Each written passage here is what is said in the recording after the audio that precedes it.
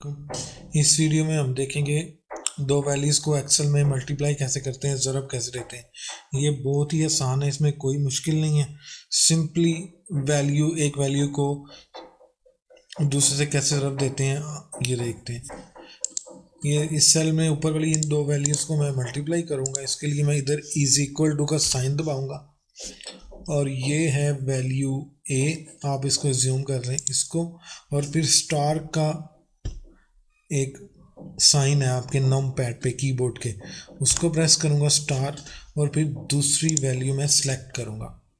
ये बहुत ही सिंपल है। और अब मैं प्रेस एंटर करूँगा तो यहाँ पे ये वैल्यूज़ आ जाएंगी।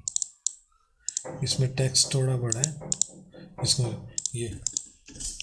ये सिंपल मैंने इज इक्वल टू एक वैल्यू इसको सिलेक्ट किया, मल्टीप्लाई स्टार का साइन प्रेस किया और फिर इस पर क्लिक किया और अब एंटर किया तो ये वैल्यूज़ आ गई। ये बहुत ही आसान है।